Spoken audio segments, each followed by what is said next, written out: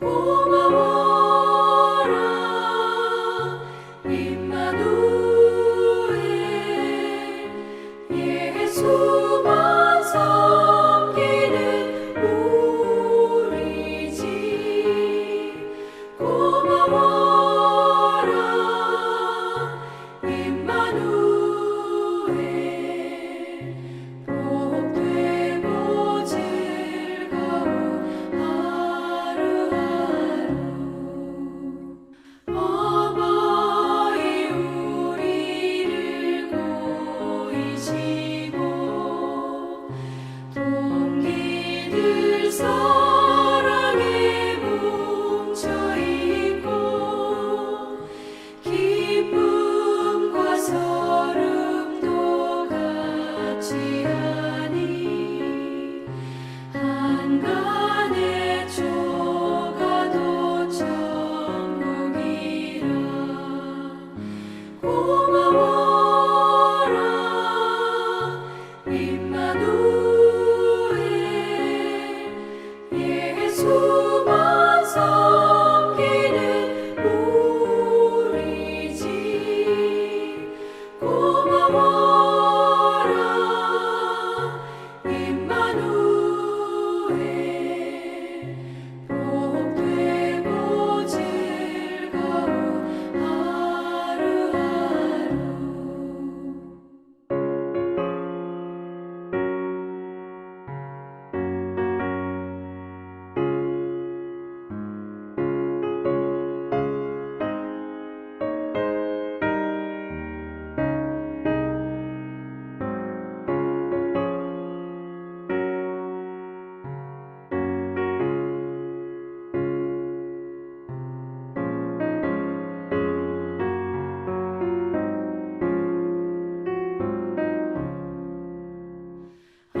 아침과 저녁에 수고하여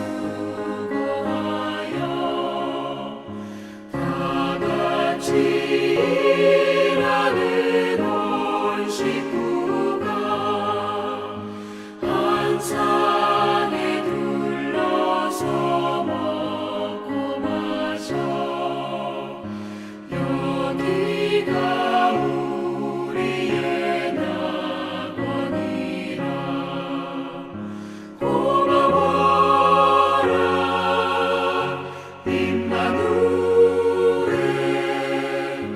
예수만 섬기는 우리 집 고마워라 임마누엘 복되고 즐거운 하루하루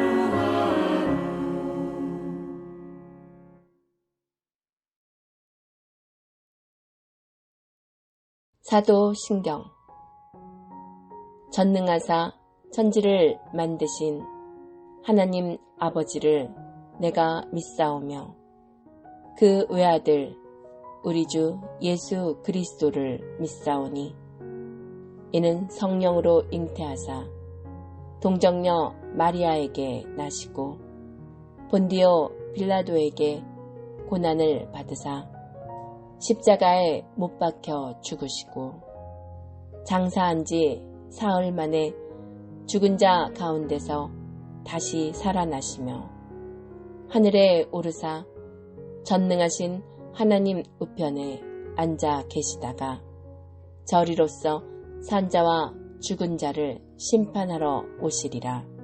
성령을 믿사오며 거룩한 공예와 성도가 서로 교통하는 것과 죄를 사하여 주시는 것과 몸이 다시 사는 것과 영원히 사는 것을 믿사옵나이다. 아멘.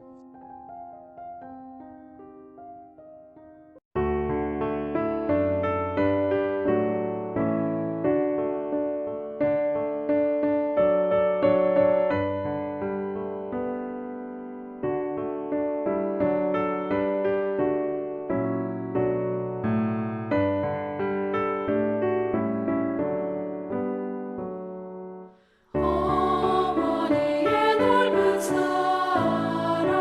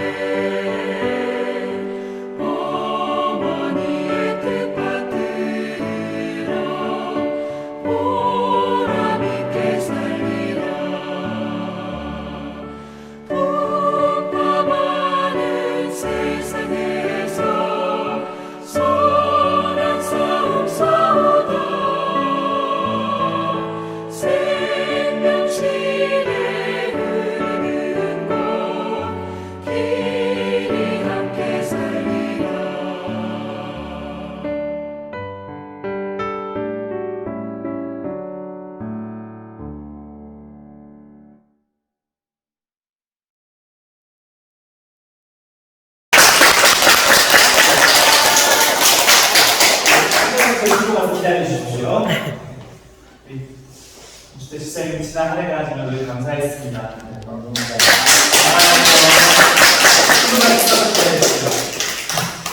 엄지사님도 지난 한 해가 늘 감사했습니다. 감사합니다. 시장님도 가까이 나오십시오. 이 옷부터 한번 보십시오. 혹시 괜찮으시다면 저희가 이 시간 사실 여기 서시면 됩니다. 앞을 보고 이 시간 여기 앞에 계신 세 분이 사실 연우로서도 그렇고 교회 어른이시지만 사실 저희가 멀리 있는 우리 부모님들을 대신해서 오늘 이 시간 마음을 전했다고 생각합니다. 오늘 늘 교회에서 이렇게 신앙의 선지자로서 자리 지켜주시고 또한 늘 함께 하시면서 여기 있는 여러분들을 위해서 기도하는 우리 세 분의 우리 권사님과 우리 집사님들 그리고 오늘 자리에 안 하셨지만 우리 이성 집사님까지 우리 이분들을 위해서 우리 이 시간에는 우리가 한번 기도하는 시간을 좀 가지려고 합니다. 이 시간 우리 좀 같이 할 때 우리 세 분 집사님들 건강하실 수 있게 달라고 신앙의 여정 안에서 늘 하나님께서 동행하여 주시고 마지막에 거룩까지 늘 주님께서 그 먼저 배운 그 은혜와 그 신앙의 사람들 우리가 늘 함께 나누는 복된 시간으로 주님께서 마지막에 시간을 채워주시라고 이 시간 우리 함께 기도한 후에 제가 마침으로 하도록 하겠습니다. 우리 잠깐 함께 기도하겠습니다. 아버지 하나님 감사합니다. 선생님 아버지께서 허락해 주셔서 주님께서 허락해 주셔서 아버지 하나님 이렇게 한 시간 공부지 안에서 만나게 하시기 감사합니다. 아버지 하나님 주님께서 우리 선생님을 지켜주셔서 늘 아버지 하나님 은혜 가운데 이렇게 하시고 우리한테 주시는 가운데 그 모든 순간들이 주님의 시간을 주셔서 아버지 하나님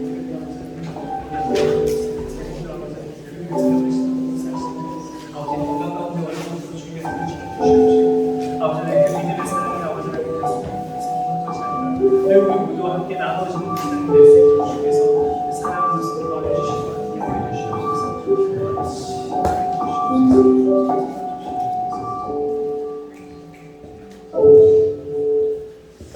하나님 감사합니다. 아버지 하나님께서 우리 강금희 권사님 그리고 범태식 집사님, 주택 집사님 우리 여수한민교회 공동체 가운데 허락하여 주시고 또한 아버지 하나님 세상에서는 10 이후의 삶을 나이 들었다 할지 모르나 그 어떠한 청년보다 정정한 신앙의 삶 가운데서 그 우리와 주님의 사랑을 나누고 함께 기뻐하며 찬양케 하시니 그 은혜에 참으로 감사드립니다. 아버지 하나님 바라옵기는 이들의 신앙을 통하여서 우리가 늘 주님을 섬기는 그 마음 배우게 하여 주시옵시고 우리 권사님과 집사님들의 삶 가운데 주님 동행하여 주셔서 늘 강건케 하여 주시사 어떤 질병과 병과도 틈타지 못하게 주께서 지켜주시옵소서. 아버지 하나님께서 하루하루의 삶이 늘 기쁨 가운데 아버지 청년의 때처럼 아버지 정말 기쁨과 은혜 가운데 충만한 삶이 될 수 있도록 또한 은혜를 보여주시옵시고 특별히 아버지 하나님 우리 권사님과 집사님이 기도하는 우리 여수한민교회 아버지 하나님 우리 신앙의 후학들이 그 선진들의 삶을 잘 이어받아서 우리가 열심으로 함께 주님 섬기며 주의 말씀 읽고 기도하며 찬양하는 그런 아름다운 여수한민교회 공동체 되도록 이 공동체를 또한 축복하여 주시옵소서.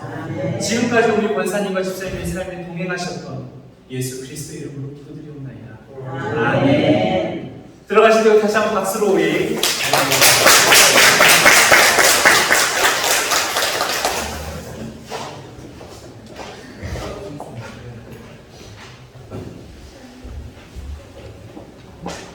네, 이 시간 우리 김남무 장로님 우리 기도하여 기도해 주시겠습니다.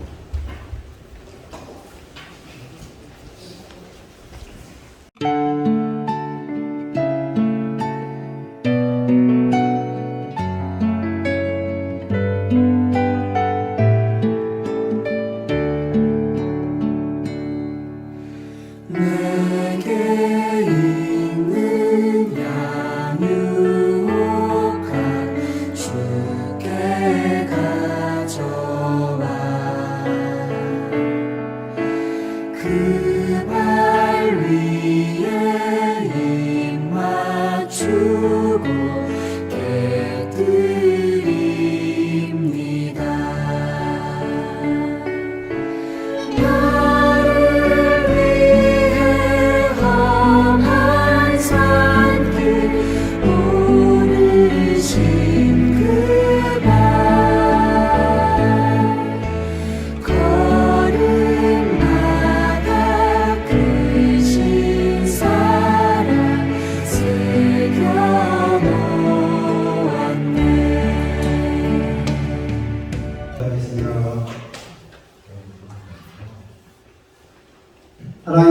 아버지 주님 사랑으로 여기까지 왔습니다. 부족하지만 주님의 사랑으로 채워주시어 세상 삶 속에 빠져 사는 인생들에게 늘 주님과 동행하는 삶으로 거듭나게 하시니 감사합니다. 작은 것을 위하여 희망하는 영혼들은 작은 사랑만으로 주님의 전도를 인도할 수 있는 줄 압니다. 내 이웃을 내 몸같이 사랑하신 주님의 뜻을 받들어 주변을 살피게 하여 주시옵소서. 우리가 꿈이 있어도 올려주시고 우리의 간절을 감싸해 주시고 새롭게 거듭나게 하심으로 우리 의리가 넘치고 그로 인하여 많은 영혼을 깨우는 힘을 더집혀 주시옵소서. 세상이 하루라도 빨리 이루어지는 주님이 날이 이루어지는 미랄이 되게 하여 주시옵소서.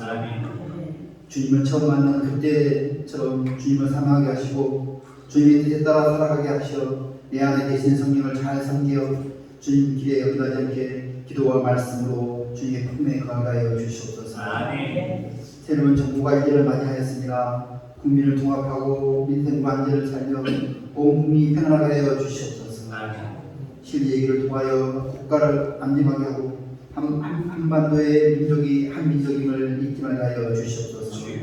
주님, 한미 공동체 주님 안에서 하나되게 하시고 서로 위로하고 위로받으며 살아가게 하시어 세상에서 받은 상처 이 시간 다 감싸 주시고 새롭게 거듭나는 예배일 수 있도록 인도하여 주시옵소서.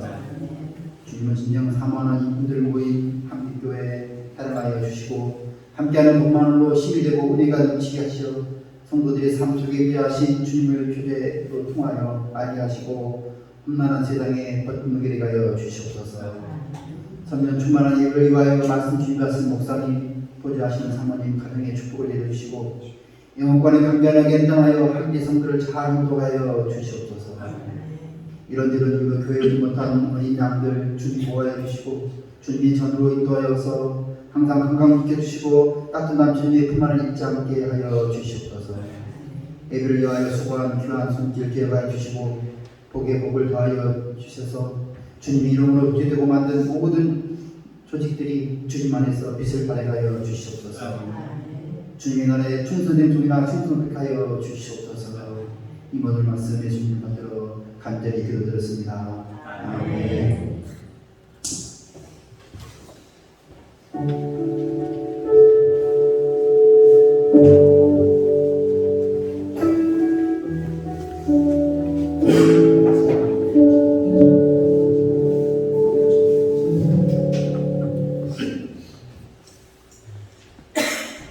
네, 제가 그 소식 알림을 다른 걸 다 이렇게 진행한 다음에 한 두 가지 정도가 좀 빠진 것 같습니다.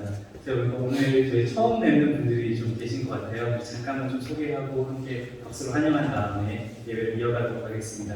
제가 아직 이름 명단을 몰라가지고 그런데 오늘 혹시 처음 오신 분들이 두 분 계시는 것 같은데 잠깐 일어서 주시면 우리 두 분 박수로 환영을 할까요?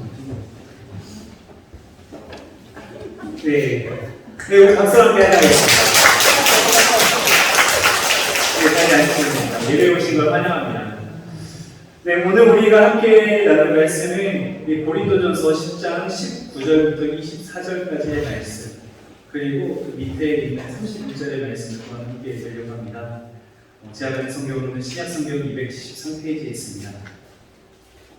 고린도전서 10장 19절부터 24절까지의 말씀, 그리고 31절의 말씀입니다.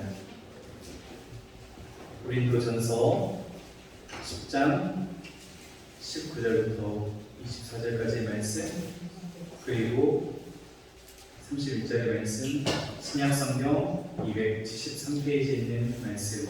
같이 하셨으면 자리에 우리 함께 일어나셔서 우리 한 절씩 먼저 19절부터 24절까지를 교독하도록 하겠습니다. 그런즉 내가 무엇을 말하느냐? 우상의 제물은 무엇이며 우상은 무엇이냐? 우리가 이에 제사하는 것은 귀신에 제사하는 것이요 하나님께 제사하는 것이 아니니 나는 너희가 귀신과 불같은 나자가기를 원하지 않는다. 너희가 주의 잔과 귀신의 잔을 겸하여 마시지 못하고 주의 식탁과 귀신의 식탁에 겸하여 참여하지 못하리라. 그러면 우리가 주를 좋아하여 주겠느냐? 우리가 주라고 하느냐? 모든 것이 가하나 모든 것이 유익한 것은 아니요 모든 것이 가하나 모든 것이 덕을 세우는 것은 아니니 누구든지 자기의 유익을 구하지 말고 남의 유익을 구하라. 한 절을 더 읽으려고 하는데요. 31절의 말씀입니다. 31절의 말씀 우리 한 목소리로 크게 봉독하겠습니다. 시작. 그런즉 너희가 먹든지 마시든지 무엇을 하든지 다 하나님의 영광을 위하여 하라. 아멘.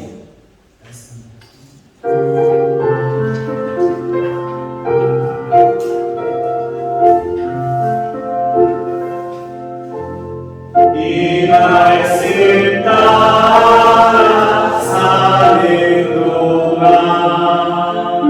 지치지 않게 하시고 이 말씀 따라 사는 동안 주님 나라 이루소서. 네, 자리에 앉으시면 감사하겠습니다.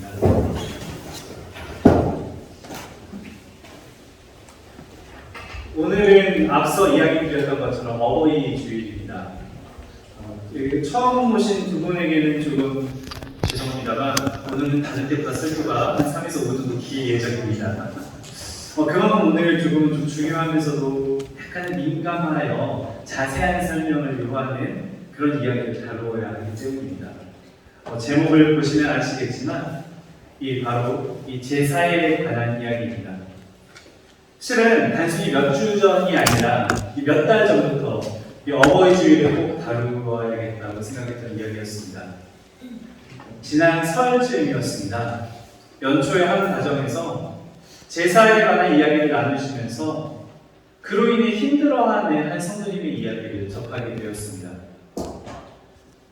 제사로 인해서 힘들어하는 가정이 아직도 있구나 싶다가도 그때 저의 마음을 좀 불편하게 했던 것이 있었습니다. 바로 유교적인 전통 때문에 제사로 좀 고생을 하신다는 것이었습니다. 그 이야기를 듣고 조금은 황당했었습니다. 왜냐면 저도 개인적으로 유교의 전통을 굉장히 중시하고 또한 자랑스러워하지만 사실 이 유교에서 여자가 제사를 차리는 것은 실은 큰 관계가 많이 없기 때문입니다. 이 마카롱 리스트인 한교익 씨에 따르면 이 조선 전기만 하더라도 사실 양반가에서는 이 제사 음식을 준비하는 사람도 그리고 그 조상을 모시는 제사를 참여하는 사람도 모두 남성이었다고 합니다. 지금 오히려 우리에게는 이렇게 남자들이 옹기종기 보여가지고 과일 깎고 전 부치고 하는 모습들이 어떻게 여러분 상상이 좀 가시나요? 상상이 좀 가시나요? 네, 차마 남편이 옆에 있어서 대답을부터 고개만 이렇게 하시는 분들도 계시는 것 같은데요. 지금은 이제 잘 상상이 어렵지만 그 당시에는 이렇게 남자들이 충분히 이렇게 스스로 이렇게 제사상을 차릴 수 있었던 것이 당시에는 차례상 차리기가 그리 어렵지 않았다는 것입니다. 전통문화 전문가인 이 김용갑 전남대 문화유산연구원이 이제 2020년에 발표한 연구 한국 명절차리는 방식의 방향성을 보면 이 전통 예법에서는 오히려 차례상이 지금처럼 이렇게 크지 않고 훨씬 간편했다고 합니다. 유교적 전통 안에서는.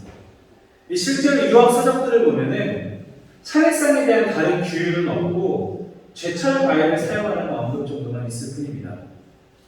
이 왼쪽에 나와 있는 게 중앙일보의 기사인데 이게 퇴계 이항의 그 종가 차례상인데 실제로 우리가 아는 것처럼 화려하지 않고 굉장히 좀 단촐하죠. 오히려 이렇게 우리가 생각하고 있는 화려한 차례상과는 모습이 좀 다른 것 같습니다. 지금 이 사진도 나옵니다만 이런 게 우리에게 있어서 굉장히 익숙한 차례상이지 않습니까? 그런데 사실 우리가 전통적이라고 알고 있는 조율 이시, 대추, 밤, 배감 이런 거라든지 아니면 홍동백서, 붉은 과일은 어느 쪽에? 동쪽, 흰 과일은 어느 쪽이요? 서쪽에 놓는 거. 그러니까 이런 것들이 생겨난 게 사실은 조선시대 후기에 우리나라에서 이제 족보를 사고 팔면서 양반들이 급격하게 늘어나는데 그러면서 차별성을 막 두려고 근거 없는 그런 지침들이 갑자기 생겨난 거라고 합니다. 게다가 제가 진짜 놀랐던 것은 그 성도님께서 본인 가정 제사가 아니라 시댁의 제사라고 들었는데 원래 유교에서는 그 제사는 그 집안의 일이라며 이 여성의 손이 타더라도 며느리는 참여하지 않고 출가 외인이었던 딸이 돌아와서 그때는 일상의 누리가 되지 않는 수준으로 음식을 차렸다고 합니다.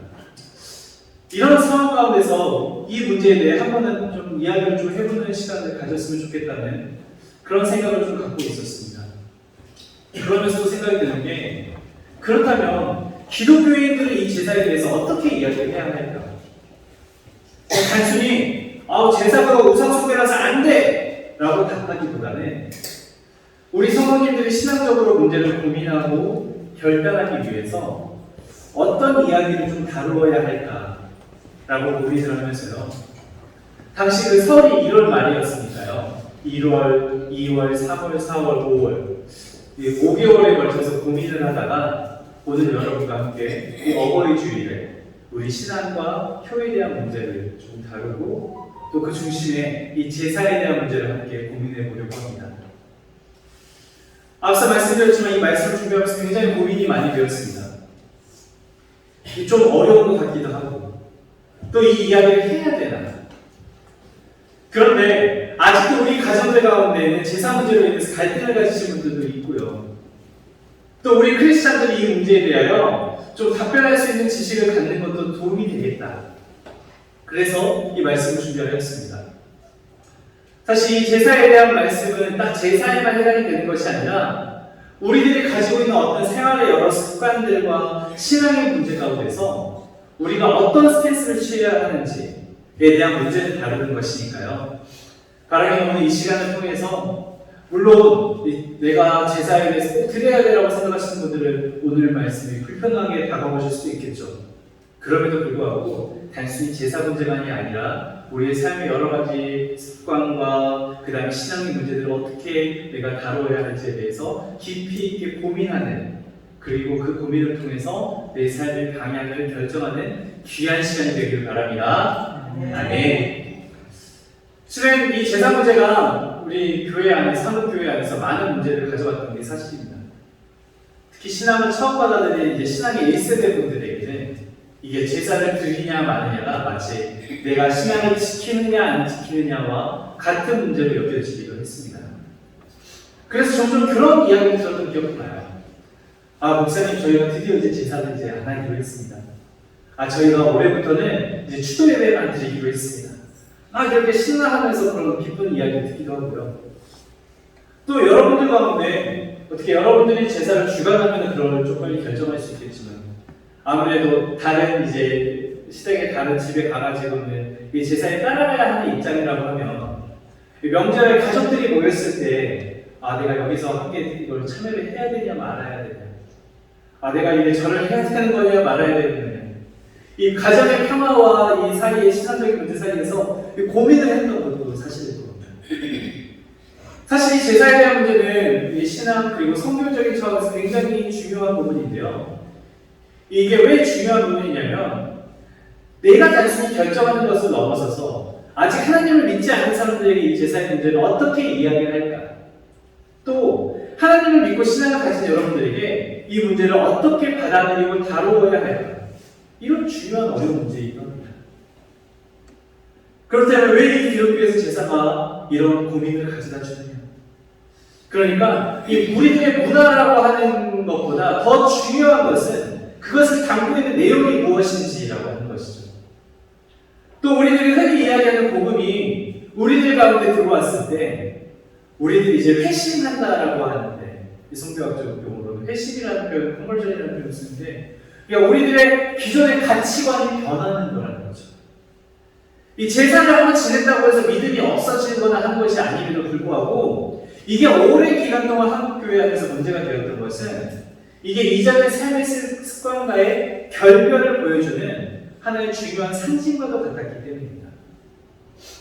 이 초창기 우리나라 기독교가 들어왔을 때 이 선교사들은 술과 담배와 이 축척과 이런 문화 제사에 대해서 그래서 세례를 받으려고 하면 이런 것들을 금하겠다고 결단하고 안 하는 사람들에게만 세례를 줬었습니다. 제가 처음 이제 아시다시피 저는 이제 전임 사역을 이제 미국에서부터 시작을 했었는데요. 미국에서 그나마 한인교회에서 사역할 때는 좀 그런 문화들이 남아있어서 괜찮은데, 저는 처음 깜짝 놀랐던 게 캠퍼스 미니스트리를 하는데, 이 기독교 동아리에서 애들이 이제 다 하고 나서 우르르 몰려오길래 너네 어디 가니? 라고 물어보니까 그러니까 맥주를 마시는 곳에 간다 해서 제가 깜짝 놀랐던 기억도 있고요. 또 학교에서 학교 공식 행사인데도 신학교인데도 불구하고 공식 행사에서 와인이 나오는 걸 보고서 정말 깜짝 놀랐었거든요. 근데 나중에 이야기 들어보니까 이제 이런 전통들이 있더라고요. 사실 이게 중요한 것이 어디 있냐면은 그게 된다 안 된다 이걸 결정한다 안 한다 이게 중요한 게 아니라 아까 이야기했던 당시 복음이 들어갔을 때 그것을 그랬던 가장 중요한 이유는 그게 우리나라 민족 가운데 삶을 바꿀 수 있는 가장 중요한 핵심이 당시 하나님보다 내 삶을 더 좌지우지하는 술과 담배와 노름, 조상제사, 축척과 같은 그런 문제들이 있었기 때문이죠. 사실은 우리들이 내용과 이 문화를 분리해서 볼 때 우리들이 올바른 생각을 가질 수 있게 되는데요. 제가 이런 이제 설명들을 할 때면은 아마 교인들이 이런 생각을 할 겁니다. 아니 목사님 굳이 한 25분에 걸쳐서 설교할 거 없이 제사 해라 말아라 이렇게 단순하게 말하면 얼마나 편하겠습니까? 얼마나 그럼 명쾌하겠습니까? 근데 왜 늘 우리한테 이렇게 질문을 던져주시나요? 라고 하시는 분들도 계실 텐데요. 오늘도 저는 여러분들에게 하십시오, 마십시오, 명쾌한 해답을 드리진 않을 겁니다. 대신 여러분들이 하나님 앞에서 고민하고 결단해야 할 문제들을 좀 던져드릴까 합니다. 그러니까 오늘 이 말씀을 듣고 나서 그냥 이제 오늘 말씀 들었다고 하는 산주가 끝나는 것이 아니라 정말 여러분이 진지한 고민을 한번 해보셔야 된다는 것이죠. 우선 말씀이 주는 해답부터 한번 살펴보도록 하죠. 오늘 우리가 읽었던 고린도전서 20장에 보면은 사도 바울이 우리들이 잘 해석하고 신앙생활을 할 수 있도록 지침을 주는데요. 우리가 읽은 본문의 좁은 앞인 14절부터 한번 볼까 합니다. 14절입니다. 제가 읽어보겠습니다. 그런즉 내 사랑하는 자들아 우상숭배하는 일을 피하라. 그러니까 우상숭배를 피하라고 했어요. 그리고 이제 19절부터 21절까지 우리 한 목소리로 읽어보겠습니다. 시작! 그런즉 내가 무엇을 말하느냐? 우상의 제물은 무엇이며 우상은 무엇이냐? 물은 이방인이 제사하는 것은 귀신에게 하는 것이요 하나님께 제사하는 것이 아니니 나는 너희가 귀신과 교제하는 자가 되기를 원하지 아니하노라. 너희가 주의 잔과 귀신의 잔을 겸하여 마시지 못하고 주의 식탁과 귀신의 식탁에 겸하여 참여하지 못하리라. 여기서 분명히 뭐라고 했죠? 이방인의 제사하는 것은 이 귀신에게 하는 것이니, 그러니까 귀라는 거죠. 이 귀신이라고 하면 우리가 나쁘게만 생각하는 게 우리가 영어로 써보라는 귀하신을 일컫는 것입니다. 그런데 이것을 우리는 하나님과 겸하여 섬길 수 없노라. 그리고 나서 거기에 대한 결론부터 또 이야기하자면 23절과 24절 그리고 31절에 있는데요. 23절과 24절을 읽었습니다. 이 모든 것이 가하나 모든 것이 아직 그걸 안 띄우셔도 됩니다. 모든 것이 가하나 모든 것이 유익한 것은 아니요 모든 것이 가하나 모든 덕을 세우는 것은 아니니 누구든지 자기 유익을 구하지 말고 남의 유익을 구하라. 그리고 이어 31절의 말씀이 너희가 먹든지 마시든지 무엇을 하든지 다 하나님의 영광을 위하여 하라. 여기서 우리가 풀어야 할 숙제가 뭐냐면은 그러니까 우리 민족이 하였던 조상제사라고 하는 것이 그러면은 귀신에게 드렸던 것이냐 아니면 단순히 효에 대한 문제냐 이 부분에서부터 이제 논점이 있는 거라는 거죠. 이 어느 나라 그리고 어느 문화권에나 가장 중요한 이 관혼상제 우리가 태어나면서 죽을 때까지 이 결혼과 아이들이 태어나는 그런 의식들이 있죠. 방금 그 사진 보여주시겠어요? 강남대 김우영 교수, 종교사회학자이시죠? 종교사회학 교수에 따르면은 이 서양의 문화는 기본적으로 이 헬레니즘 문화와 기독교적인 문화의 뿌리가 있고요. 일본도 실제로 이제 도교가 성행했다고 알려져 있지만 그 밑에는 불교적인 뿌리가 굉장히 강하고요. 중국 같은 경우에도 사실은 도가적인 전승과 유교적인 전승이 굉장히 강하죠. 사실 우리나라도 종교적으로는 유교와 불교가 강하다고 생각하지만 사실 한국의 문화는 아주 독특하게 이 무속신앙과 많이 연결되어 있다는 것입니다. 특히 죽음과 이 제사에 대한 문제에 있어서는 우리는 이렇게 여러 가지 장례를 치른다거나 그런 제사를 지낼 때 이 무속적인 신앙에 대한 관념들이 많이 있습니다. 우리는 영원히 떠들고 있다고 귀하 신에 대한 아까 이야기를 좀 드리기도 했고요. 그러다 보니 이 돌아가신 부모님의 영혼을 어떻게 잘 모실 것인가, 그리고 제사 때 그 영혼이 와서 맛있는 걸 먹으면 자손들을 축복해야 한다, 이렇게 생각했던 것이죠. 그런데 사실 유교에서는 이 전통적으로 이 공자께서도 노노 몽양편을 제가 가져왔습니다만 경귀신 이원지라요, 귀신을 공경하되 이 멀리해야 한다면서, 지금 잘 생각해 보면은 우리는 이제 집에서 이런 제사를 지내잖아요. 근데 원래 전통적으로는 제사도 사람들이 사는 집과는 조금 떨어진 사당에서 지내던 것이, 그리고 그게 우리나라에 와가지고는 각 가정마다 무슨 어떤 신의를 갖추고 멀리 가지 않고 그를 위해서 집에서 제사를 지내는 걸로 변형이 된 것이죠. 그런 의미에서 사실 우리 조상들이 지내고 있었던 이 제사 가운데는 이 우상 숭배의 내용이 연결되어 있다는 것을 우리들이 부정하기가 어렵습니다. 우리는 단순히 유교적인 형식에서 이게 조상을 향한 효도라고 생각할지 모르지만 그 뿌리가, 이런 미신적인 뿌리가 있다는 데에서는 우리가 부인할 수가 없다는 거죠. 그래서 이 논점이 계속 살아있는 겁니다. 이 성경에서 아까 우리가 읽었던 것처럼 분명히 이야기하고 있죠. 하나님의 영을 가진 자와 그렇지 못한 귀신이. 여러분들은 신앙생활을 하면서 여러분들의 삶에서 다른 영, 그러니까 어떤 귀신에 대한 이런 어떤 경험들을 좀 가지고 계신가요? 저도 여기에 성인까지 사실은 일상적이지 않은 그런 심리적인 체험도 있었고, 귀라고 부르는 영적 존재에 정말 치열한 전투도 있었고요. 그런데 어떤 일정한 패턴이 있거나 이것을 신학적인 논리적인 걸로 설명할 수 있는 건 없어요. 단지 제가 경험했던 얘기라는 것이죠. 이 성경에서도 보면 사실 그런 장면들이 나타납니다. 예수님이 사역을 하실 때 귀신들이 저 자는 하나님의 아들이 아니냐 하면서 예수님을 알아보죠. 정말 흥미로운 것은 한 3년간 정말 예수님하고 동고동락했던 제자들도 아시다시피 십자가의 사건이 일어나기까지 예수님이 정말 구세주가 맞나 아닌가 이렇게 갈피를 못 잡던 그 사람들도 있었는데, 그럼에도 불구하고 심지어 이 귀신들이 예수님의 정체성에 대해서 명확하게 고백을 하는 겁니다. 성경은 오늘 우리에게 분명하게 이야기합니다. 하나님의 영과 귀신의 영을 너희가 겸하여 섬길 수 없다.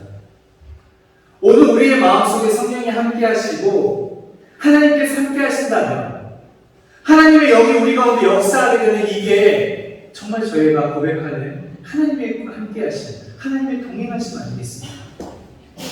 분명한 것은 우리들이 하나님을 믿는다고 하는 것은 하나님이 우리 가운데 함께 있음으로 인하여 우상을 숭배할 수 없다는 고린도전서 10장 21절, 다시 너희가 주의 장으로 귀신의 잔을 겸하여만 씻지 못하고 주의 십자가와 귀신의 십자가에 겸하여 참여하지 못하리라는 그런 말씀인 거죠. 그런데 문제는 제가 앞서 서두에도 말씀드렸습니다만 이 제사에 대한 논쟁이 명백하게 한국 우속신앙 위에 변형된 그런 변형된 유교에 따른 것이다. 즉, 이 귀신, 다른 영과 하나님의 영 사이의 문제라고 하면은 이 문제에 대해서 나 기독교인이니까 그럼 다시 제사에 참여하지 않을 거야 라고 쉽게 답을 내릴 수가 있을 텐데, 우리 대한민국에 살고 있는 많은 사람들은 사실 이 귀신에 대한 숭배의 문제가 아니라 정말 효에 대한 관점으로서 이 제사를 받아들이면서 또 다시 기독교와 제사 사이에 갈등이 생성된다는 것입니다. 아니, 이거는 내가 다른 우상을 숭배하는 게 아니라 우리 엄마 아빠 사랑했던 것처럼 돌아가시고 나서 내가 이런 효에 대한 문제인 건데, 아니 이걸 금한다고 하면 기독교가 너무 배타적인 거 아니야? 라고 생각하는 분들이 계시다는 거죠. 사실 앞서 이야기드렸지만 표면적인 논쟁이 효와 관련되어 있을 뿐이지 그 내적인 부분에 갔을 때 이게 귀신에 대한 문제라면 우리는 이 문제를 어떻게 풀어가야 할 것이냐라는 고민이 지금 우리에게만 있는 것이 아니라 정말 150여 년 전에 처음 이 땅에 복음이 전해지던 그때부터 그런 고민들을 우리는 안고 있었습니다. 그런 가운데 절묘한 답이 하나 있었는데요. 1897년 아펜자르 선교사님 아시죠? 최초의 감리교 선교사님이셨던 그 선교사님이 이 1897년에 발행한 이 조선 그리스도인 회고라고 하는 잡지에 추도 예배라고 하는 게 처음으로 실리게 됩니다. 당시 정동감리교회 교인이었던 이제 이무영이라는 분이 계셨는데 그분이 이제 정상품에 해당되는 굉장히 높은 직책을 갖고 계셨나 봐요.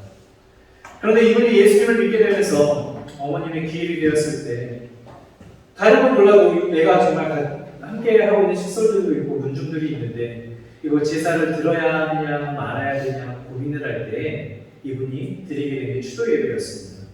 그러니까 사실 우리가 추도 예배하면 뭔가 다 드리는 거 맞잖아요. 근데 이것도 한국 기독교의 독특한 문화 중에 하나입니다. 그래서 1934년부터 감리교회가 정식적으로 이 추도 예배를 받아들이고요. 1950년대부터는 이제 구세군이 그리고 성결교회에서도 받아들이기 시작하고 이 장로교회에서도 1970년대부터는 이 추도 예배를 받아들이게 됩니다.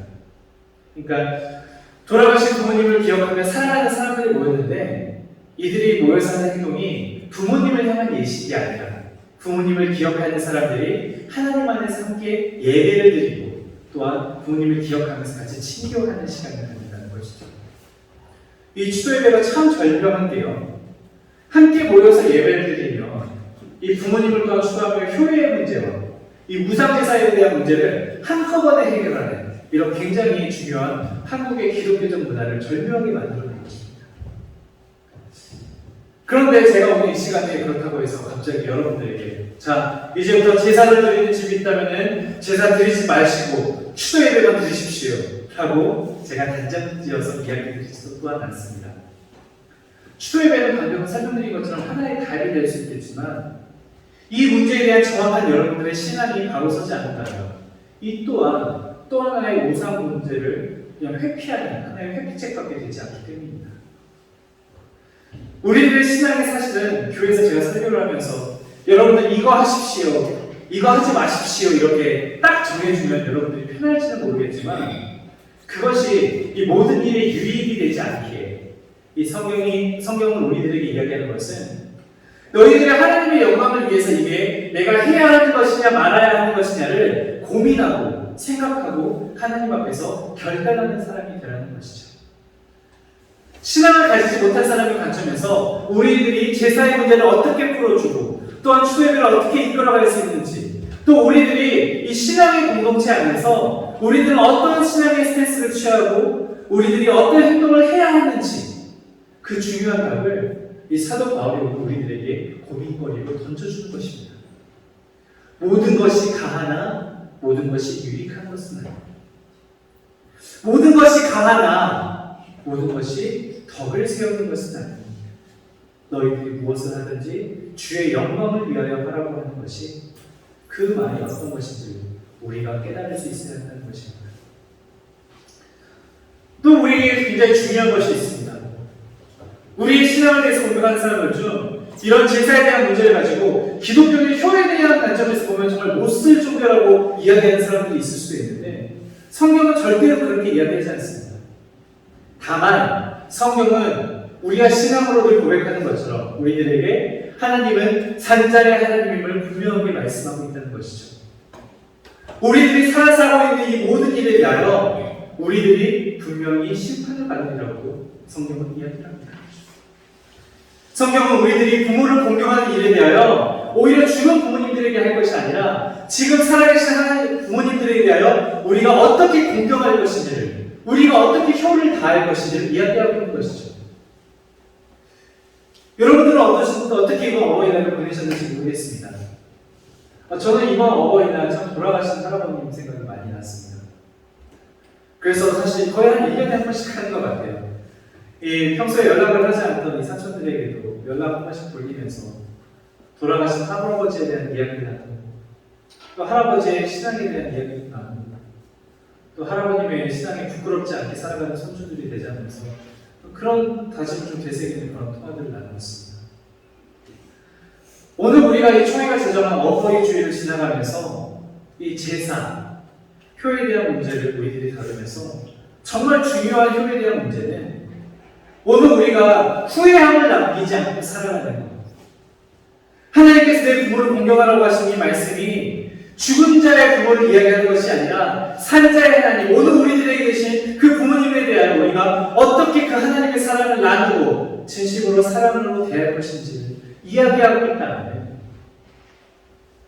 돌아가신 부모님에게도 살아계실 때 그 사랑하던 자녀들이, 며느리와 손주들이 함께 행복하고 화목하게 살아가는 것이 그 어떠한 제사보다도 중요한 효도의 모습이 아닌가라는 의문을 갖게 됩니다. 제사를 지내는 문제로 오히려 화목하지 못하고, 제사를 지내는 문제로 인해서 정작 부모님께서 살아생전 사랑하시던 아들들이, 며느리가 힘들고 속상한 일이 생긴다면, 그 부모님이 살아생전 사랑하던 손주들이 힘들어하는 일이 생긴다면 그 제사가 진정한 효도일까요? 자, 이제 다시 한번 정리하겠습니다. 가장 먼저 우리들의 가정에서 정말 기독교인으로서 자녀된 우리는 가장 먼저 하나님께서 주신 그 사랑을, 부모님을 먼저 사랑할 수 있어야 합니다. 그리고 이 제사에 대한 문제가 우리들에게 갈등으로 남아있는 것이 아니라 서로 사랑하고 화합하는 것이 부모님을 향한 효라면 우리는 어떤 결단을 내려야 할지, 그리고 성경에서 이야기하는 것처럼 그 모든 것을 이해할 수 있을지라도 모든 것이 강하나 모든 것이 유익한 것은 아니면, 그리고 그러한 내가 신앙 안에 바로 서 있다면 우리들이 하는 그 모든 일들이 하나님의 영광을 나타낼 수 있는지를 생각할 수 있다면, 여러분들이 올바른 결단을 가지고 인생의 어려운 질문 가운데서 이 말씀이 이야기하는 것을 실천하며 살아갈 수 있지 않겠습니까? 그런 의미에서 오늘 여러분에게 복된 어버이 주일, 여러분들의 삶을 다시 한번 되돌아보는 귀한 시간이 되기를 간절히 소망합니다. 기도하겠습니다. 하나님 감사합니다. 우리로 하여금 부모님을 만나게 하시고 또 그 부모님을 통하여 하나님의 사랑을 체험케 하시니 감사합니다. 오늘 우리는 함께 주의 말씀을 바라보며 우리의 삶에 있는 제사의 문제를 또한 고민합니다. 바라기는 이러한 제사 문제로 인해서 이 시험받는 이들 없게 하시고, 또한 바라기는 이러한 문제로 우리 성도들의 가정에 불화가 찾아오지 않도록 주님께서 요수와 밋의 가정들을 사랑으로 돌봐주시고 위로하여 주시옵소서. 예수 그리스도의 이름으로 기도드립니다. 아멘. 다 함께 일어나셔서 자리에서 일어나셔서 우리 결단 찬양 559장 우리 찬양하겠습니다.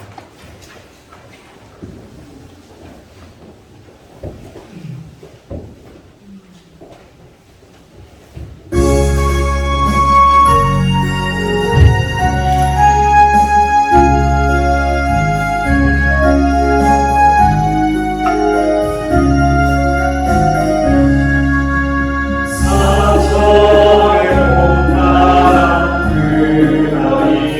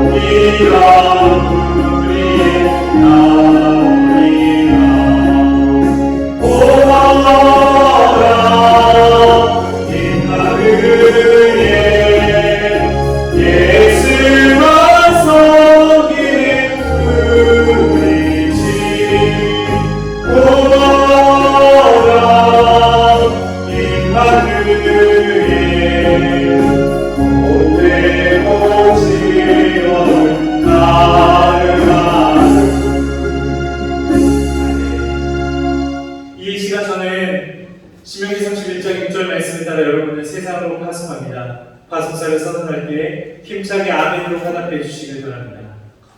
여러분은 강하고 담대하십시오. 두려워하며 죄와 사망의 세상 권세 앞에 떨지 마십시오. 이는 주님께서 여러분과 함께 계시며 결코 여러분을 떠나지 아니하실 것이기 때문입니다. 아멘. 지금은 우리 구주 예수 그리스도의 크신 은혜와 아버지 하나님의 무한하신 사랑과 성령님의 감화와 감동 교통 충만케 하시니 어버이에 대한 감사를 기억하며 사랑으로 그 은혜를 나누는 사랑하는 요성교회와 머리 숙인 권속들 그리고 제사를 비롯한 여러 습관으로부터 신앙의 결단을 내리기 소망하는 이들 위해 이제로부터 영원토록 함께 있을지어다. 아멘.